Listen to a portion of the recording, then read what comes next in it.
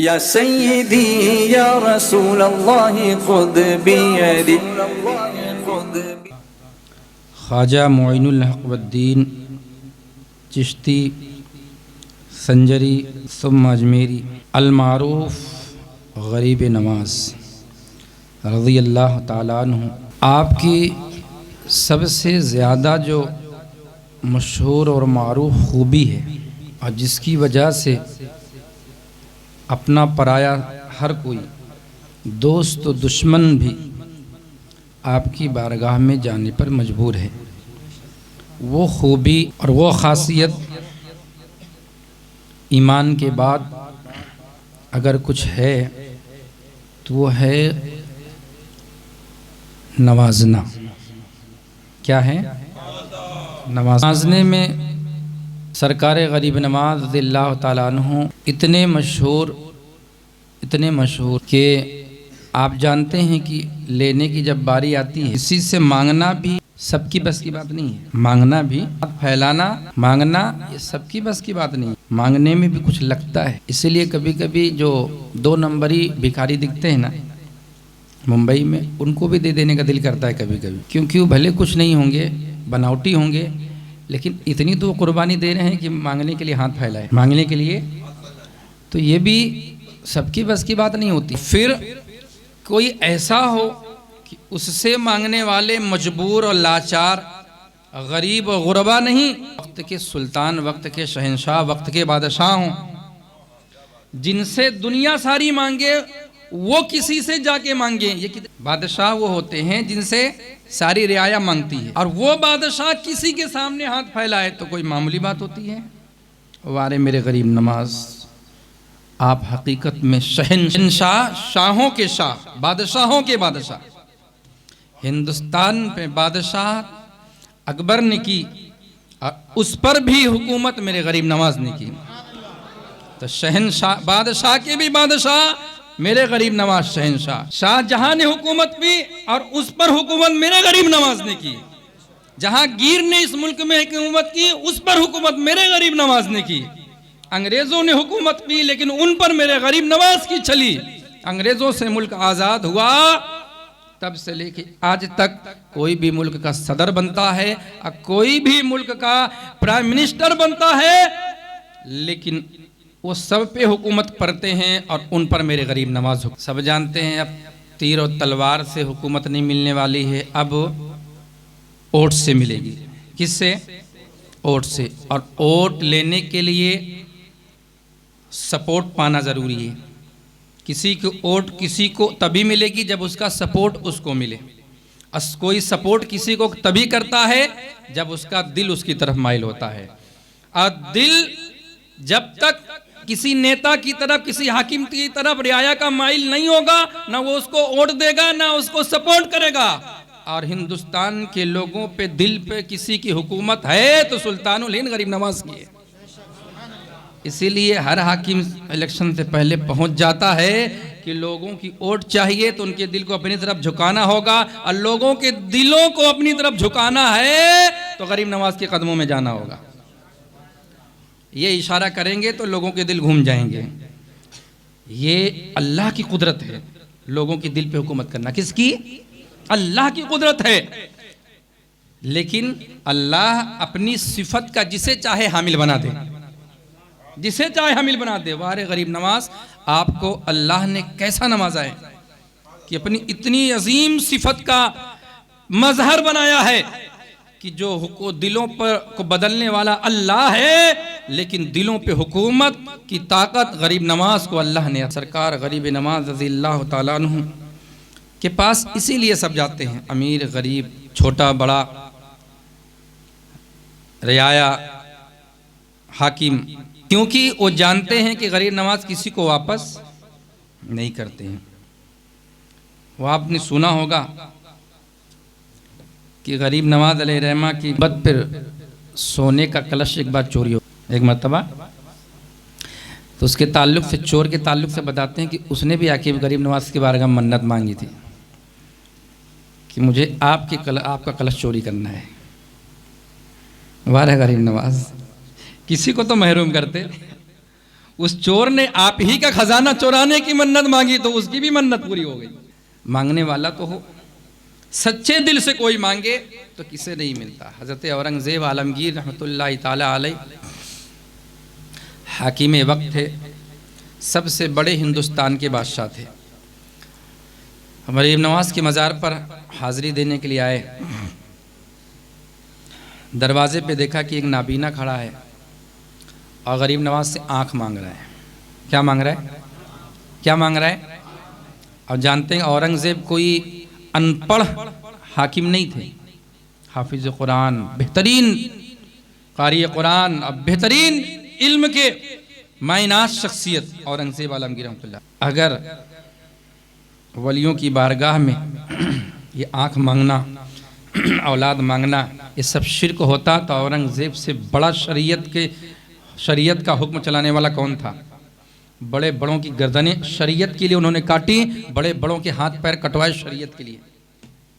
उस भिखारी को बख्शते, नाबीने को बख्शते? कभी ना बख्शते। कितना बड़ा शिर्क कर रहा है, अल्लाह का दरबार छोड़ के आया, यहाँ खड़ा हुआ है गैरुल्लाह से आँख मांगने, शिर्क कर रहा है।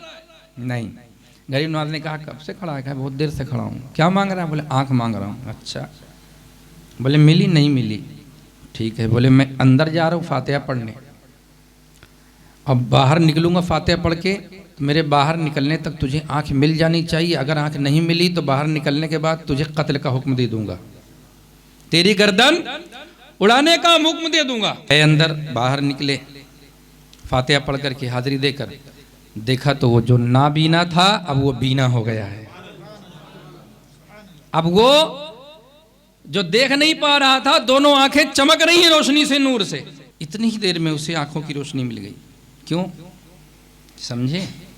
वो उस वक्त औरंगजेब आलमगीर के अंदर जाने से पहले जो मांग रहा था ना, तो वो हम लोगों के तरीके से मांग रहा था। किसके तरीके से? जो हम लोग जाते हैं, नियत घूमने की होती है, नियत तफरीक की होती है, नियत सैर करने की होती है, नियत मज़ा लेने की होती है। सही है ना? ये सारी चीज़ें नियतों में शामिल होती है। उसके बाद मांगने भी खड़े थे, क्या कुछ हाथ झाड़ के यूँ खड़े हुए, सारा काम तो खादिमों से कर लेना, हम तो खाली बस पैसा दे के चले आएंगे नाम लिखा के। ऐसा लग रहा है गरीब नवाज का देना मजबूरी है कि नहीं, लेके ही जाओ, लेके ही जाओ, ज़बरदस्ती देने खड़े हैं। जब तक दिल से नहीं मांगोगे तब तक, बोलो, यही वजह है। चाहे अल्लाह की बारगाह से हो, वलियों की बारगाह से हो, जहाँ से भी मिलने का है, नहीं मिलता है तो वजह यह है कि हम उस तरीके से नहीं मांगे जिस तरीके से मांगना चाहिए। अब जो है उसने पहले हमारे तरीके से मांग रहा था, इसी मरे दिल से, बस दे दो दे दो दे दो, जैसे हमने कि दुआई अशार पढ़ पढ़ के झूमते हैं और सोचते हैं क्या दुआ मांग रहे हैं। लेकिन जब बादशाह ने हुक्म कर दिया अगर आंख नहीं मिली तो बाहर आने के बाद तेरी गर्दन उड़वा दूंगा, तब वो समझ गया आंख तो मिले कि ना मिले, लेकिन अब जान जाना यकीनी है। और जान बचाना है तो बस एक ही रास्ता है कि आंख में रोशनी चाहिए। अब वो चीखे मार मार के गरीब नवाज की बारगाह में रोता है, या गरीब नवाज, अभी तक तो सिर्फ आंखों में रोशनी नहीं थी, अगर नहीं दिया आपने आंखों में रोशनी तो अब तो सर, धड़ पे सर भी नहीं रहेगा, धड़ पे सर भी नहीं रहेगा, जान से हाथ धो बैठूंगा। जब दिल की चीखें निकली और दिल की सदाएं निकली हैं तो गरीब नवाज ने फौरन अता फरमाया है। ऐसे अता करने वाले हैं पर लेने वाला वैसा चाहिए। अकबर बादशाह ने ऐसे ही नहीं बड़ी डेग छक्के छुड़ा दिया था उसके यहाँ के राजाओं ने। बहुत बड़ी फौज थी अकबर की, लेकिन उन राजस्थान के राजाओं से लड़ना आसान काम नहीं था, बहुत ताकतवर थे, छक्के छुड़ा दिए थे। गरीब नवाज की बारगाह में आके मन्नत मांगता है कि सरकार अगर फतेह हुई तो बारगाह में बड़ी डेग बनवाऊंगा।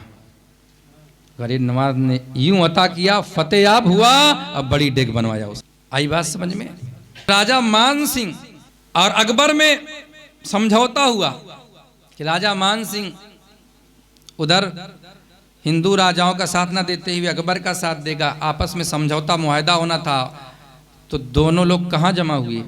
वो राजा मान सिंह और अकबर दोनों गरीब नवाज की बारगाह में आए कि यहाँ कोई झूठा वादा नहीं करेगा, कोई झूठा करेगा तो बचेगा नहीं। इससे पता चलता है उस वक्त भी ना कि सिर्फ मुस्लिम बादशाह हुक्मरान, बल्कि इस मुल्क के हिंदू राजा जो थे वो भी गरीब नवाज को दिल से मानते। मेरे अजीज़, ये सरकार ख्वाजा गरीब नवाज अल्लाह ताला अन्हु की शहनशाही जो अल्लाह ने उन्हें अता की कि बड़े बड़े शाह बादशाह भी आपके कदमों में झुकते हैं और झुकते रहे। ये तो मुल्क हिंदुस्तान है, मुल्क हिंदुस्तान के बाहर तक भी गरीब नवाज के जलवे हैं। क्या पड़ोसी मुल्क के लोग यहाँ हुक्मरान नहीं हाजिरी दिए? क्या अमेरिका से ओबामा ने चादरें नहीं पेश की? ये सब क्यों है? सब जानते हैं। हमारे महाराष्ट्र का अभी जो सीएम है, आपको शायद याद हो, ना याद हो मैं याद दिला दूं, जो इलेक्शन में इनकी हुकूमत बनी है शिवसेना, कांग्रेस और एनसीपी की, उससे पहले इसने अपने बेटे को भेजा था गरीब नवाज की बारगाह में इलेक्शन के वक्त। उसने जाके वहाँ यही मन्नत किया था, बाकायदा अखबारों में आया था, यही कहा था कि हमने गरीब नवाज की बारगाह में ये मांगा है कि इस बार महाराष्ट्र में सीएम शिवसेना का चाहिए, महाराष्ट्र का सीएम शिवसेना का होना चाहिए। वारे गरीब नवाज, बना दिया कि नहीं बना दिया? बोलिए। लेकिन गरीब नवाज भी जानते थे कि ऐसे इसको बना दूंगा तो फिर जो मेरे चाहने वाले हैं उनका क्या होगा? क्यों तो वो गैरों की ताकत बन करके फिर हो सकता है सताना भी शुरू हो जाए। तो इधर से हाथ रख दिया कांग्रेस का और इधर से हाथ रखा दिया एनसीपी का, जरा भी टसमस हुए। वारे गरीब नवाज, देने की तरीका भी क्या है? ऐसा कैद कराया कि दोनों ने पकड़ के रखा, कांग्रेस और एनसीपी ने, ना इधर हिलना ना इधर, वरना गए काम से। और उन्हें मालूम है कि हम अगर इनसे बेवफाई किए तो फिर बीजेपी कच्चा निकल जाएगी हमको, जैसे उसने हिंदुस्तान की कई सूबाई पार्टियों को निकल गई, तो हम कौन है, हमको भी निकल जाएगी। तो बहरहाल एक बात आ गई, मैं कोई सियासी तकरीर नहीं कर रहा हूँ। सरकार गरीब नवाज रज़ी अल्लाह ताला अन्हु सबको नवाजते हैं, सबको देते हैं। और वो चाहे कांग्रेस हो वो भी चादर भेजती है, चाहे बीजेपी हो वो भी चादर भेजती है, सब चादरें भेजते हैं। चाहे सोनिया गांधी हो वो भी चादर भेजी, चाहे नरेंद्र मोदी हो भी चादर, सब भेजने पे मजबूर है, चाहे दिल के सुरूर के साथ या दिल के मजबूर होने के साथ, लेकिन भेजते हैं। मेरे प्यारे आका अलैहिस्सलाम की प्यारे, ये गरीब नवाजी दरअसल सरकार गरीब नवाज के खून में मौजूद भी। किसमें? हम समझते हैं कि बस ये ऐसे ही अल्लाह बहुत अता कर देगा उसके बाद लुटाएंगे, ऐसा नहीं है। अंदर गरीब नवाजी की सिफत पैदा करो, अपने अंदर लोगों को देने की आदत पैदा करो, फिर अल्लाह जितना ज्यादा आप देने वाले होगे और जितना ज्यादा देने की चाहत दिल में बड़ी रखोगे, अल्लाह उतना ही बड़ा आपको देने वाला बनाएगा। अब बनाने के लिए क्या करेगा अल्लाह? उतना ही ज्यादा आपको नवाजे। सरकार गरीब नवाज अलैहि रहमा छोटे से हैं, बचपना है, ईद की नमाज पढ़ने जा रहे हैं। कौन सी नमाज? ईद की नमाज पढ़ने जा रहे हैं। वालिद साहब अच्छे खासे पैसे वाले थे माशाल्लाह, अच्छा खासा कपड़ा पहन के ईद की दिन नमाज पढ़ने जा रहे हैं। रास्ते में देखा एक गरीब यतीम बच्चा खड़ा है, नया कपड़ा भी नहीं, कुछ नहीं, मांगते खड़ा है। तो सरकार गरीब नवाज ने तो कहा, भाई आप खड़े क्यों हैं, नमाज पढ़ने नहीं चलेंगे? नहीं, मेरे पास तो कपड़ा भी नहीं है, मैं नहाया धोया भी नहीं, मैं कैसे जा सकता हूँ। कहा क्यों कपड़ा नहीं? कहा नहीं। कहा तुम्हारे अब्बा ने? नहीं नहीं, अब्बा नहीं, अब्बा का इंतकाल हो गया है। सरकार गरीब नवाज ने अपने वालिद को कहा, आप ठहरें, मैं इस बच्चे को कपड़ा पहना के लाता हूँ। फ़ौरन उस बच्चे का हाथ पकड़ा और ले गए घर, कपड़ा निकाल के दिया, कहा जाओ जल्दी नहाओ धो पहन के बाहर आओ। जब तक वो नहाया धोया बच्चा यतीम, कपड़ा पहना बाहर आया, तब तक खड़े रहे और फिर हाथ पकड़ करके अपने साथ ईदगाह ले गए। आज तो हमारा माहौल ये है कि थोड़ा से हम अगर जाए पैसे में किसी चीज़ में, तो आम तौर पर ये देखा जाता है कि अरे अपने बच्चों को नसीहत करते हैं मोहल्ले के, अरे गरीब बच्चों से दोस्ती नहीं रखना, गरीब के बच्चों से, अरे तू बंगलों में रहने वाला झुपड़पट्टी के बच्चों से दोस्ती करी, कैसे कैसे बच्चों से तूने रास्ता नाता ना। सरकार गरीब नवाज ने किस यतीम का हाथ पकड़ा? किसी बड़े बाप का बेटा था? नहीं, गरीब का। तो बच्चों को जुड़ने दो, जहां से जुड़े। दोस्ती एक ऐसी चीज है कि कहीं भी दिल लगेगा, वफादार होना चाहिए, वहां दोस्ती करो। ये नहीं कि अमीर का बेटा होगा तभी गरीब का बेटा होगा तो नहीं करेंगे। गरीब नवाज ने दोस्ती कर ली। और सब कुछ पहनाया उड़ाया और लेके गए।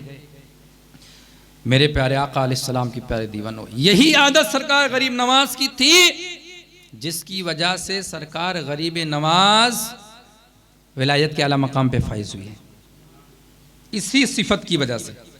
कैसे? और थे भी ना उस खानदान की, उस नस्ल के हैं, उस आल से हैं, जिनकी पहचान ही है लुटाना। नबी के घर की क्या पहचान है? खाओ बाद में खिलाओ पहले। यही सिफत थी जिसने आपको विलायत के मकाम पे पहुंचाया। कैसे? 15 साल की उम्र में वालिद साहब का इंतकाल हो गया।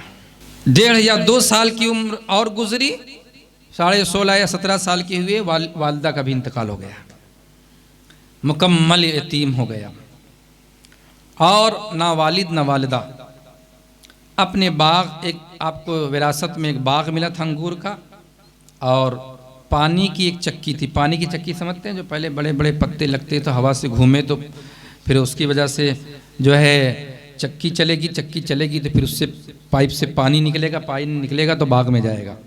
पंचक्की जिसको बोलते हैं, पहले ज़माने में होती थी ज़्यादा। तो ये पंचक्की आपको मिली थी और बाग था, तो बस अपना दिल लुभाने के लिए कि कोई गम भुलाना है तो दिल कहीं लगाओ, तो वालिद भी जिसके गुजर जाए, वालिदा भी गुजर जाए, उसके ऊपर क्या गुजरेगी। तो इस गम को भुलाने के लिए गरीब नवाज ने अपने आप को काम में मशगूल किया, बाग में, दिन रात बस बाग में रहते हैं, दिन रात। और देखते हैं कि बाग में एक बुजुर्ग इब्राहिम कंदूजी रहमतुल्लाह ताला अलैह, कंदूज अफ़गानिस्तान में पड़ता है, वहाँ के बुजुर्ग थे।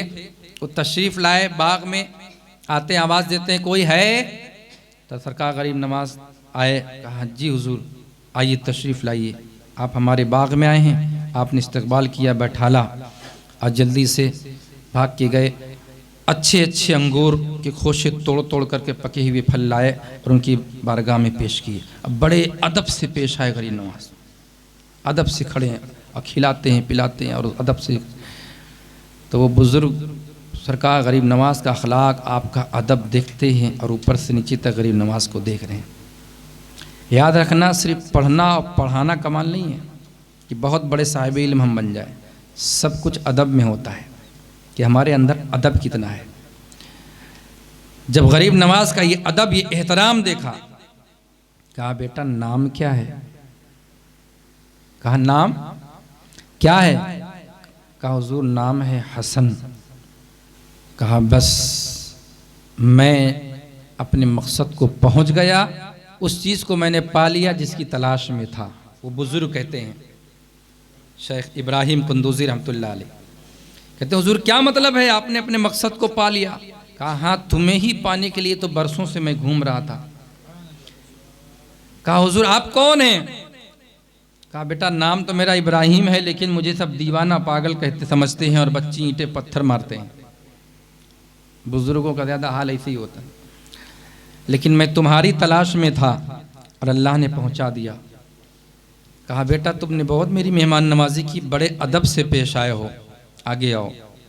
कहा गरीब नवाज आगे आते हैं। आपने अपना थैला उतारा, उसमें से एक आधी रोटी निकाली। क्या था? आधी रोटी।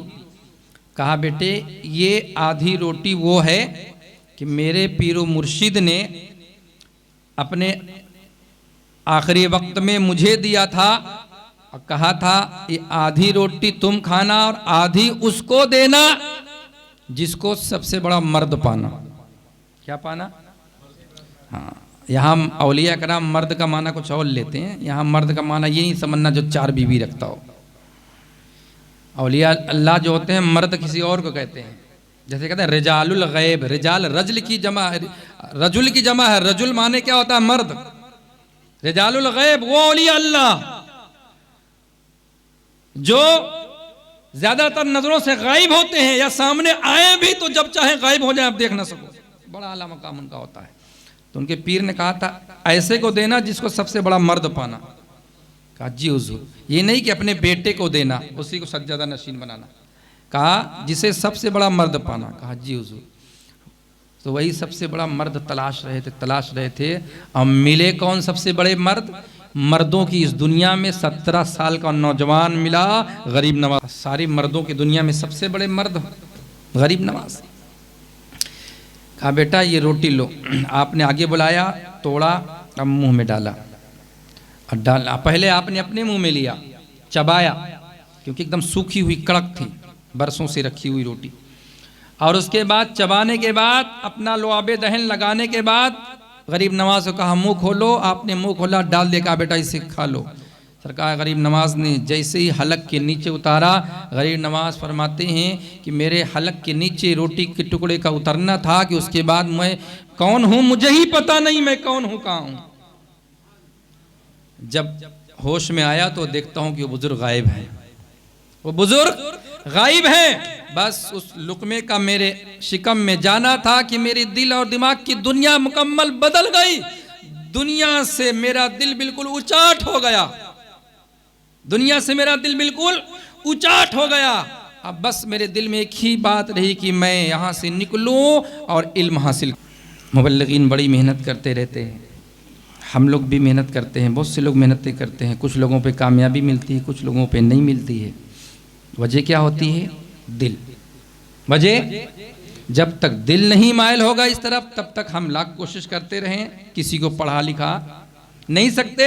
कुछ जिनकी हमारी बातें समझ में आ गई, दिल माइल हो गया, तो फिर वो दिल से आकर के रात में 2 बजे 12 बजे भी बैठ करके पढ़ते हैं और इल्म हासिल करते हैं। अब बरसों से किसी को कहते रहो, जब तक दिल नहीं माइल होगा तब तक कोई असर नहीं होगा। इसलिए दिलों का ज़िंदा होना ज़रूरी है। दिलों के लिए दुआ करें। दुआ जब करें तो अल्लाह मेरे दिल को ज़िंदा कर, मेरे दिल को जिंदा कर, अब मेरे दिल को बुराई की तरफ से हटा करके भलाई की तरफ माइल कर। ये दुआ हमेशा मांगे, भलाई की तरफ मेरे दिल को माइल कर। अल्लाह ने दिल माइल कर दिया तो हर अच्छे काम में दिल लगेगा, सब आपको मिलेगा। गरीब नवाज का दिल दुनिया से उचाट हो गया, दीन की तरफ लग गया। आपने सब कुछ बेच दिया, प्रॉपर्टी बेच करके गरीबों में तकसीम करके निकल गए इल्म हासिल करने के लिए। जाने लगे तो रास्ते में जो है जंगल का रास्ता पड़ा, जंगल का सफ़र कर रहे थे, तन्हा थे, 17 साल की उम्र है, सिर्फ तन्हा निकले हैं। किस लिए? बोलिए, इल्म हासिल करने के लिए। अब चलते चलते जंगल में 2 लोगों से मुलाकात हुई। देखा 2 बंदे खड़े हैं, आकर के वो गरीब नवाज के पास आते, कहते हैं कि हम लोग बहुत परेशान हैं, कुछ भी नहीं है, बहुत भूखे हैं, कुछ हमें दो। तो गरीब नवाज के पास जो कुछ खाने पीने का था सब दे दिया। जब सब दे दिया तो इन लोगों ने कहा कि अरे ये थे असल में दोनों चोर। कौन थे? चोर। लेकिन देखा इनके पास खाने पीने का सामान है तो झूठ बोल करके, जैसे कि आमतौर पर बहुत से लोग करते हैं, मांगा कि कुछ खाने पीने का सामान दो, हम बहुत भूखे हैं। तो गरीब नवाज ने सब दे दिया। जब सब दे दिए तो लोग चौंक गए, कैसा आदमी है यार, कैसा बच्चा है, ये सब दे दिया, खुद क्या खाएंगे जंगल में। कहा आपने सब दे दिया हमको, खुद क्या खाओगे? तो कहा सरकार गरीब नवाज का 17 साल की उम्र में जवाब सुनो। हम 17 साल के अपने नौजवान, अरे हजरत अभी तो बच्चा है ना, अभी क्या, अभी ना, अभी तो खेलने कूदने की उम्र है ना, अभी थोड़ा सा मजा करने दो ना उसको। ये कोई उम्र है क्या उसकी 17 साल के बच्चे के पीछे पड़े आप उसको नहीं पढ़ो पढ़ो। और यहाँ 17 साल में क्या बना दिया है। गरीब नवाज 17 साल की उम्र में जवाब देते हैं उन भिखारियों को, जब वो पूछते हैं कि हमको सब आपने दे दिया, आप कौन खाओगे, आप क्या खाओगे? तो गरीब नवाज फरमाते हैं कि जिस खुदा ने तुम्हारे लिए मुझे भेजा है वही खुदा कुदरत रखता है कि जब मुझे ज़रूरत होगी तो किसी को भेज देगा। ये अल्लाह पे ईमान। किस पर ईमान? और हमारा क्या हाल है, बस जमा करते जाओ, जमा करते जाओ, जमा करते जाओ। ये मतलब परस्ती हमें गरीब नवाज के नक्शे कदम पे चलने नहीं देती है। और गरीब नवाज इतने बड़े आला मकाम पे इसलिए फायज हुए कि आपके अंदर मतलब परस्ती नहीं, आपके अंदर आदत ये थी कि अपने को बाद में रखो, दूसरों को पहले। आ गई बात समझ में? हम सब कुछ अपने लिए जमा करना चाहते हैं मेरे अजीज। अब उन दोनों नौजवान थोड़ी देर आगे चले, देखा तो सरकार गरीब नवाज को भूख प्यास लगी और उसके बाद रास्ता काफ़ी कठिन है, रात तारीकी, तो देखते हैं कि सामने एक महल नज़र आता है, जंगल में बड़ा महल। उसमें से एक बुढ़िया खातून निकलती है और कहती आओ आओ आओ मेरे घर में आओ, मेरे मेहमान हो बन जाओ। अब वो खातून बुढ़िया बुलाती है तो सरकार गरीब नवाज आगे जाते हैं, ये दोनों भी साथ चलने लगे। तो खातून बुढ़िया ने कहा नहीं तुम दोनों रुको, तुम्हें इजाज़त नहीं है, सिर्फ इस बच्चे को इजाज़त है। सरकार गरीब नवाज अंदर तशरीफ़ ले गए। उसके बाद अब ये दोनों सोए वहीं पड़े। सुबह हुई, आँख खुली, देखा तो ना महल है ना महल वाली बुढ़िया है, ना महल है ना महल वाली बुढ़िया है। और गरीब नवाज मुस्कुराते खड़े हैं। कहा कि देखा, मैंने कहा था ना कि जैसे खुदा ने तुम्हारे लिए मुझे भेजा है तो मेरे लिए भी किसी और को भेजेगा। ये जो कुछ तुमने रात में देखा, वो महल, वो बुढ़िया, वो मुझे लेके गई, खिलाई पिलाई, आराम कराई, सुलाई, सब करी, लेकिन माँ की तरह जिसने खिदमत किया वो कौन थी? वो अल्लाह की तरफ से इंतजाम था। किसकी तरफ से? अल्लाह की तरफ से इंतजाम था। देखें, गरीब नवाज ने जंगल में चोरों को भी देने में कंजूसी नहीं की। ये है गरीब नवाजी। ये क्या है? गरीब नवाजी। अल्लाह अकबर। एक बात और बता करके बात को ख़त्म करने की तरफ ले जाऊँ, इख्तिताम की तरफ।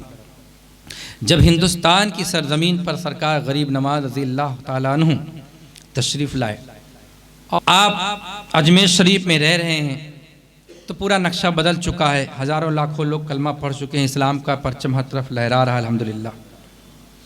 और सुल्तान शमशुद्दीन अल्तमश की हुकूमत है दिल्ली में। किसकी? इसके नक्शे कदम पे अगली महफिल में बताऊंगा इंशाअल्लाह। जब गरीब नवाज पीर के हाथ पे हाथ दिए ना, तो खाने की कितनी इजाज़त दी थी पीर मुर्शिद ने। सुन करके अकल काम नहीं करेगी, चौंक जाओगे कि खाने की इजाज़त कितना दिया था पीर ने। और हम बस बुजुर्गों के नाम पे खाली खाना ही है, बस खाना ही है, खाना ही है, खाना और पीना दोनों इंतज़ाम। सही है?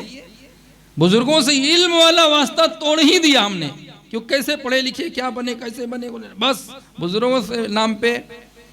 गरीब नवाज छठी शरीफ खीर, 11वीं शरीफ गौसे पाक लंगर, 12वीं शरीफ रसूल पाक मिलादे पाक लंगर, मुहर्रमुल हराम आशूरा ले शरबत ले न्याज ले सबील।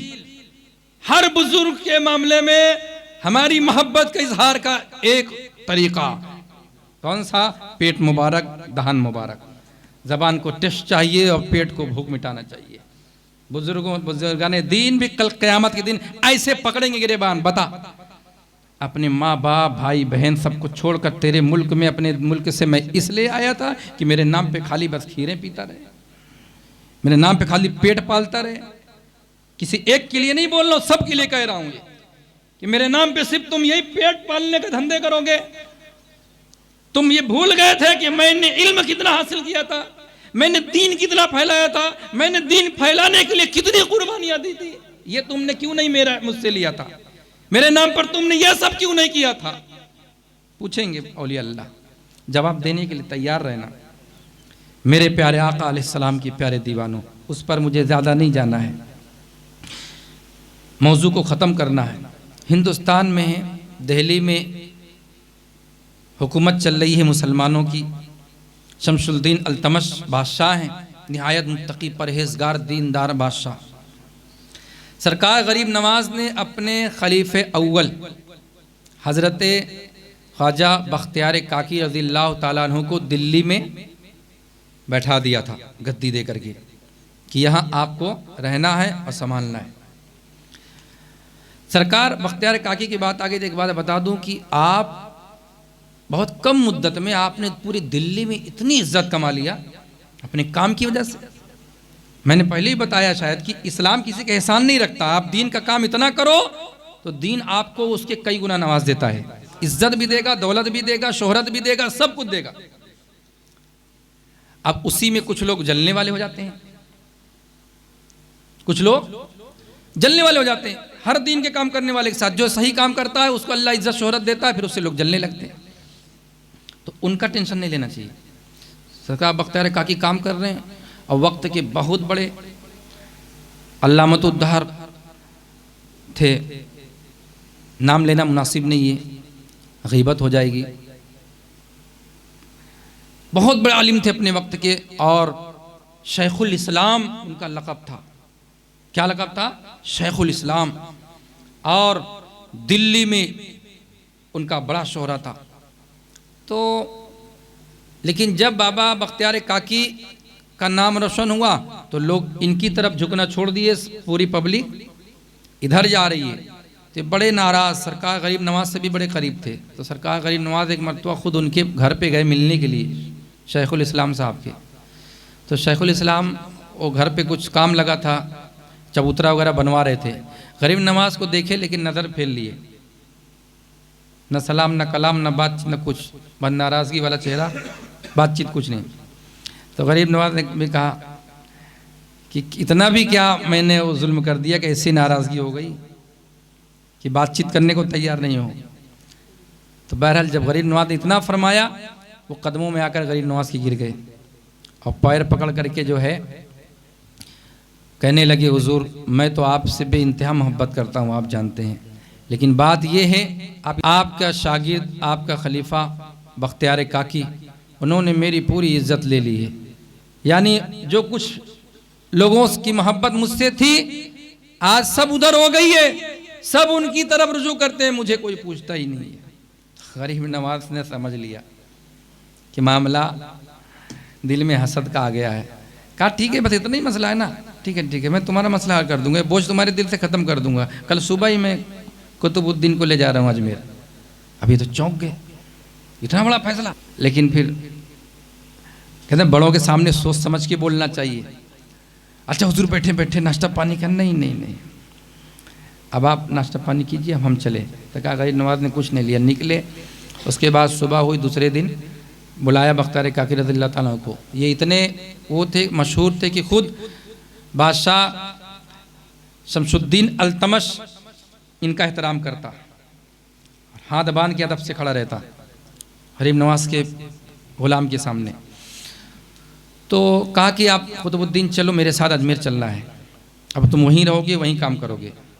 लेके चले।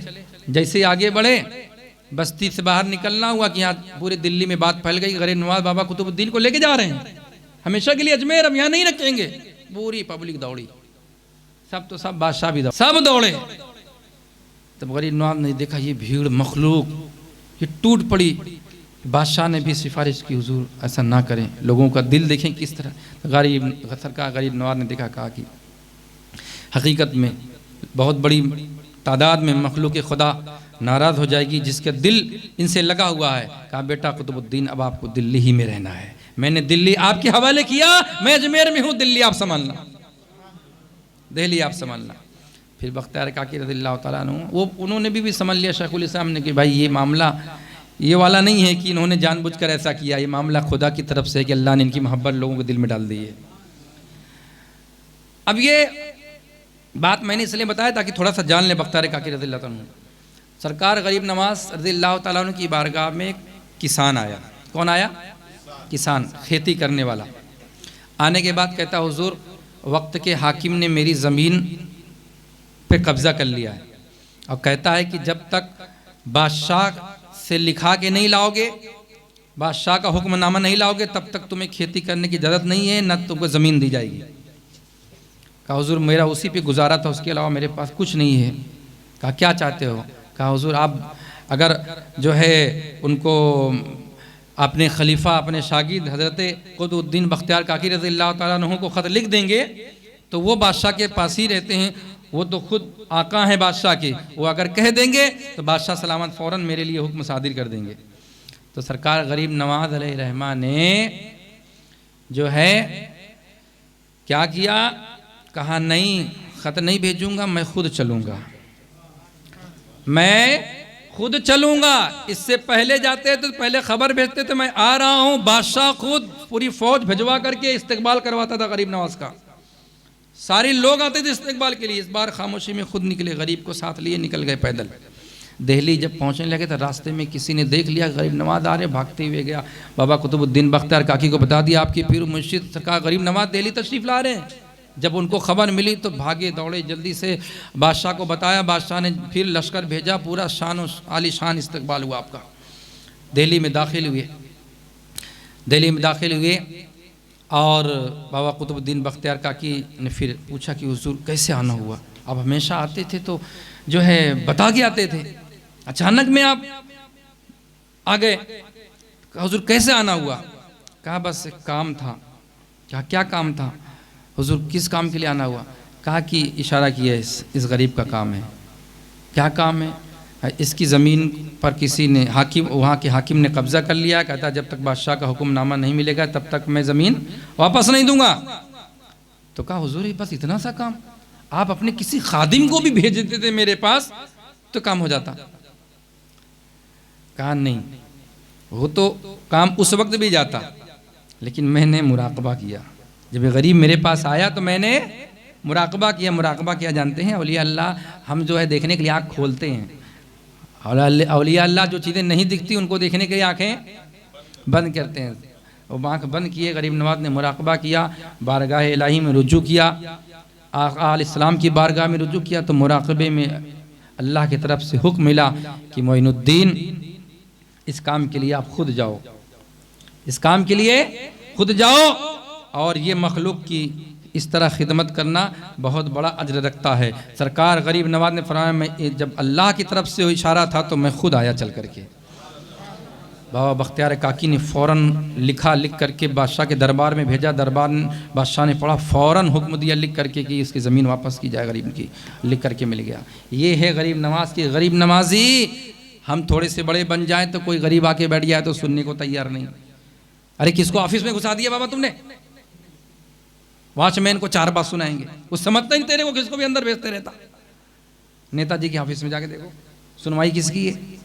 कौन अंदर जाता है? जो चंदा देगा क्या नाम से इलेक्शन के वक्त, वो बड़ा खास मेहमान होता है। बाकी वोट डालने वाला तो बस खाली वोट डालने के वक्त मेहमान होता है, बाकी 4 साल मुंह नहीं देखा नाम को।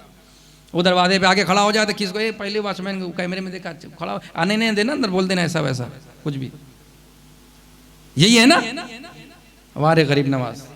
और ये ऐसे लोग फिर जाते हैं गरीब नवाज की बारगाह में मांगने, अब फिर भी वो दे देते हैं। बड़ी बात ये है कि फिर भी वो देते थे। क्यों? क्योंकि ये सिफत अल्लाह की है। अल्लाह ये नहीं देखता मुझसे मांगने वाला वफादार है कि नाफरमान है। जो मांगता है उसे दे देता है। तो जो अल्लाह की सिफत का मजहर बनता है वो अल्लाह वाला भी ये नहीं देखता मांगने वाला कौन है, वो बस दे देते हैं। तो गरीब नवाज भी दे देते हैं।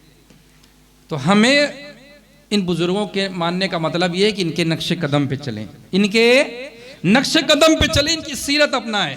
यकीनन लंगर खाएं यार, उनका लंगर हम नहीं खाएंगे, उनकी न्याज हम नहीं खाएंगे, उनका शरबत हम नहीं पिएंगे, उनकी खीर हम नहीं खाएंगे। तो क्या 24 नंबर का? सुन्नी के लिए सब है ना, सुन्नी के नसीब में गौस का लंगर, गरीब नवाज की छठी के न्याज, 12वीं के न्याज, 11वीं के न्याज, 17वीं के न्याज, 14, ये सारी न्याज है सुन्नियों के किस्मत में। लेकिन मेरे अजीज, मेरे सुन्नियों, मेरे भाइयों, न्याजें लंगरें ये सब 2 टाइप की होती है, दोनों को खाओ पियो। एक दिखने वाले लंगर नहीं, ना दिखने वाला लंगर भी लिया करो। वो ना दिखने वाला लंगर कौन सा है कि महफिल में दिल लगा के बैठो, दिल लगा करके, हाथ ना फैला हो लेकिन दिल फैला हो। जिस बुजुर्ग की बार सुनने के लिए बैठे उनकी बारगाह में, क्या करें नमाज आपकी महफिल में बैठा हूं, आज करम हो जाए, लंगर तो भी खाऊंगा, पेट का तो भला होने ही वाला है, एक ऐसी नजरे करम कर दे कि दिल का भी भला हो जाए। ये ना दिखने वाला लंगर कौन मांगेगा? जिसको बोले नहीं मौलाना साहब के लिए। किसके लिए? हाँ, इसीलिए सारी शरीयत मौलाना साहब में ही ढूंढते हैं। अरे मौलाना साहब सद्दे में गए तो छोटी वाली उंगली सीधी वो नहीं थी। इतनी बारीकी से शरीयत में नजर रखते मौलाना साहब पे, और अपने लिए कोई शरीयत नहीं है माज़अल्लाह। तो मेरे अजीज, दोनों लंगर खाने वाले बने, जिस्मानी और रूहानी दोनों। औलिया अल्लाह के लंगर में बरकत होती है अल्हम्दुलिल्लाह। बिस्मिल्लाह करके खाएं, दिल लगा के खाएं, मदद मांग के खाएं, इंशाअल्लाह दिल जिंदा होगा। पेट पाटने की नीयत से नहीं, दिल जिंदा करने की नीयत से खाएं। तबर्रुक हम उसको कहते हैं, खाना नहीं कहते। किसी को सुने हो कि फातिहा भी होगी, बिरयानी बटी, कोई कहेगा भाई बिरयानी लाओ, कहेगा कोई, यही कहो तबर्रुक लाओ, लंगर लाओ। ये तबर्रुक हमने नाम क्यों रखा? उसमें बरकत शामिल होती है। जिस वली के जो है इसाले सवाब के लिए हमने ये इसको बनाया है, अल्लाह ताला उनके सदक़े में वो बरकत नाजिल करता है। उस बरकत को हम उस लंगर के साथ में खाते हैं, इसलिए तबर्रुक कहते हैं उसको। आ गई बात समझ में? तो तबर्रुक की नीयत से खाओ, तबर्रुक की नीयत से खाओ। अल्लाह ताला हम सबको समझने की तौफीक अता फरमाए। सबसे पहले मुझ गुनहगार को अल्लाह ताला इल्म की और साथ अमल की भी तौफीक और हिदायत अता फरमाए, बाअमल बनाए, और हम सबको अल्लाह ताला अमल की दौलत से, इल्म की दौलत से माला माल फरमाए, ईमान पर ख़ात्मा अता फरमाए, इस्लाम पर इस्तिक़ामत अता फरमाए, औलिया अल्लाह के नक्श कदम पर चलने की तौफीक अता फरमाए। व सल्लल्लाहु तआला व सल्लम बारक अला खैर खल्क़िही व नूर अर्शिही मुहम्मदिन व अला आलिहि व सहबिहि अजमईन बिरहमतिका या अरहमर राहिमीन। अस्तग़फिरुल्लाह रब्बी मिन कुल्लि ज़ंबिन व अतूबु इलैहि। अस्सलामु अलैकुम व रहमतुल्लाहि व बरकातुहू।